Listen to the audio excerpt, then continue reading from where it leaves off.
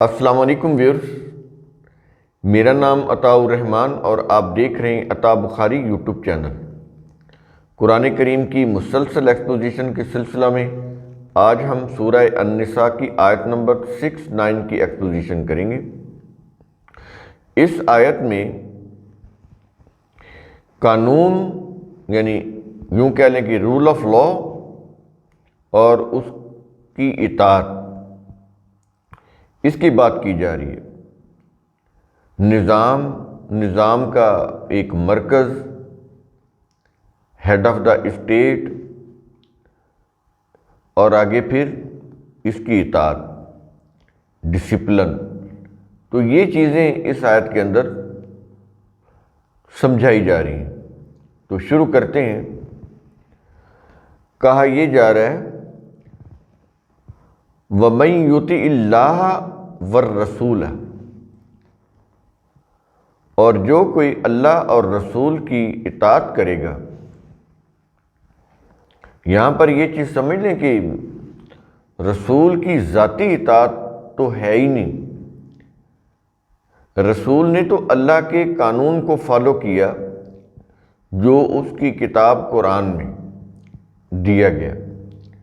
اس کے علاوہ رسول نے کوئی چیز فالو نہیں کی، نہ ہی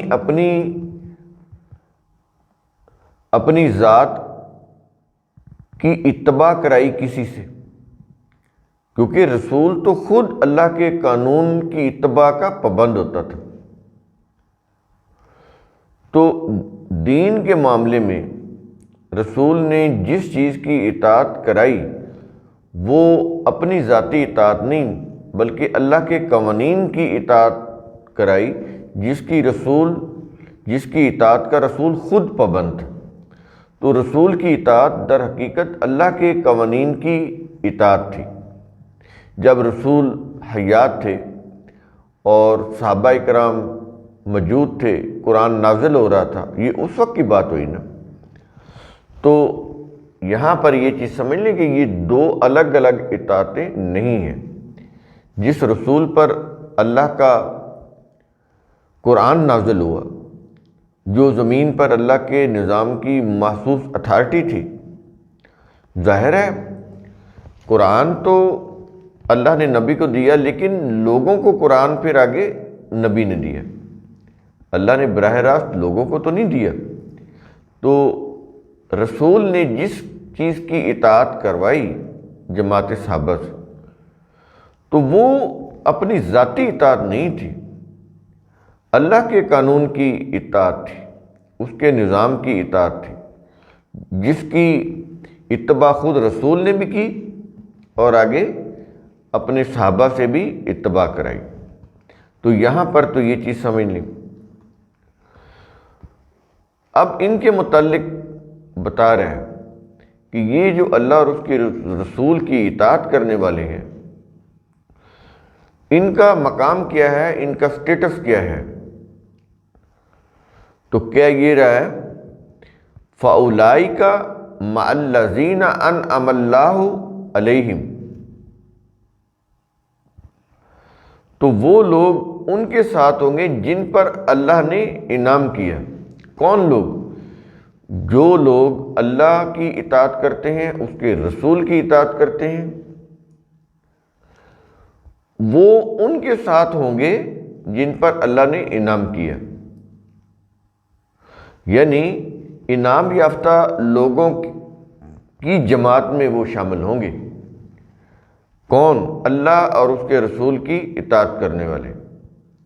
اب یہ بات اس وقت کہی جا رہی تھی جب یہ قرآن نازل ہو رہا تھا، اس وقت یہ بات کہی جا رہی تھی۔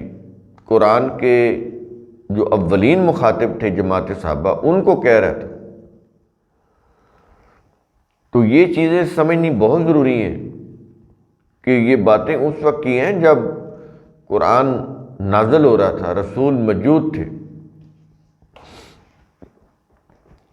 تو وہ لوگ جو اللہ اور اس کے رسول کی اطاعت کرنے والے، ان کے متعلق کہا گیا کہ وہ ان کے ساتھ ہوں گے جن پر اللہ نے انعام کیا۔ اب آگے بتا رہا ہے کہ اللہ نے کن کے اوپر انعام کیا، جن کے ساتھ وہ ہوں گے جو اللہ اور اس کے رسول کی اطاعت کرنے والے ہیں۔ تو آگے ڈیٹیل یہ دے رہا ہے، کیا یہ رہا ہے کہ من النبیین والصدیقین والشہداء والصالحین، یہ 4 کیٹیگری بتا رہے ہیں۔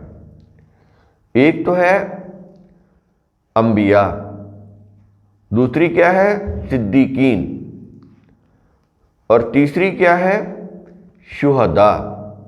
یہ شہداء سے مراد یہ نہیں جو جنگ میں مارے جائیں، قرآن کریم میں ان معنوں میں کہیں بھی شہید کا لفظ استعمال نہیں ہوا۔ شہید کا مطلب گواہ ہوتا ہے یا نگران ہوتا ہے۔ تو یہ 3 چیزیں ہوں گی، اور آگے کہہ رہا ہے والصالحین اور صالحین، یہ 4 کیٹیگری بتائی ان لوگوں کی جو اللہ کے انعام یافتہ، ان کے ساتھ یہ جو لوگ ہیں جو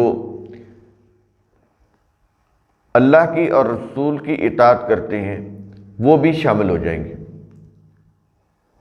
ان کا جو سٹیٹس ہے وہ یہ ہے کہ وہ ان کے ساتھ شامل ہو جائیں گے جن کے ساتھ اللہ کا جن کے ساتھ اللہ نے انعام کا معاملہ کیا، جن کے اوپر اللہ نے انعام کیا۔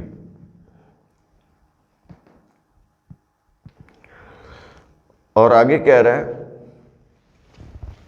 وَحُسْنَ أُولَئِكَ رَفِيقًا، اور کیسے بہترین وہ رفیق یعنی ساتھی ہیں۔ رفیق ساتھی کو بولتے ہیں، اور کیسے بہترین وہ رفیق ہیں۔ کون؟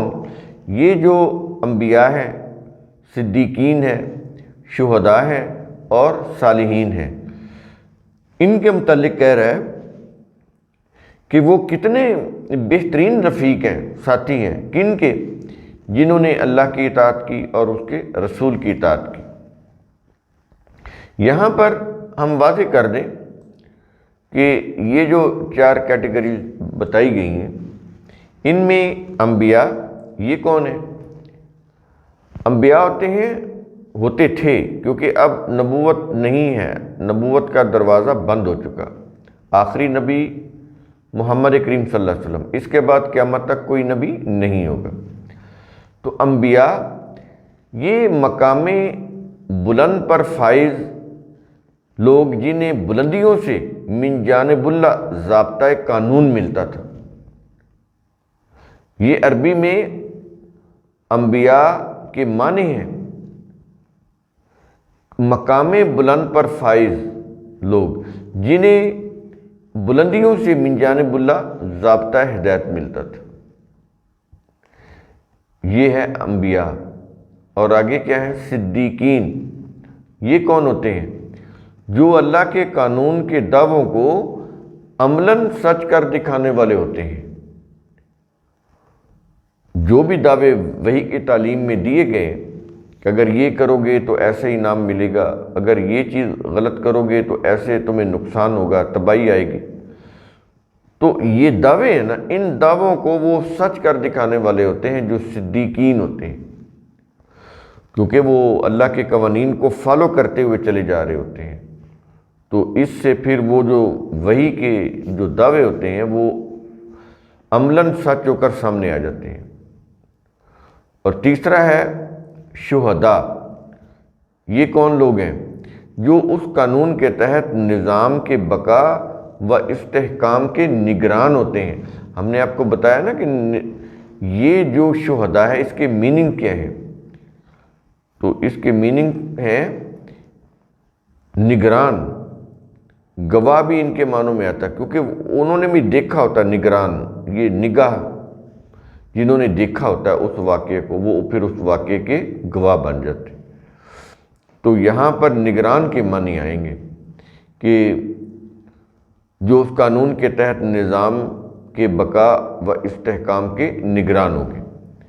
اور چوتھے نمبر پر ہے صالحین۔ صالحین کون ہوتے ہیں؟ جو اللہ کے قانون و نظام کے مطابق اپنی صلاحیتوں کی نشو و نما کرتے ہیں اور انہیں اس نظام کے تحت پروگرام کی تکمیل کے لیے صرف کرتے ہیں۔ صرف یہی نہیں کہ صلاحیتوں جو خدا داد صلاحیتیں ہیں ان کی نشو و نما کرتے ہیں، بلکہ وہ جو بھی پروگرام ہوتا ہے اس نظام کا، اس پروگرام کو کمپلیٹ کرنے کے لیے اپنی ان صلاحیتوں کو استعمال میں لاتے ہیں۔ یہ چیز تو بڑی قابل غور آیت ہے، اس کو بار بار غور سے خود دیکھیں، خود سمجھیں۔ قرآن کریم کا اصل ثم تفکروا، اس کی روح سے آپ خود بھی سوچا کریں، سمجھا کریں، غور و فکر کیا کریں۔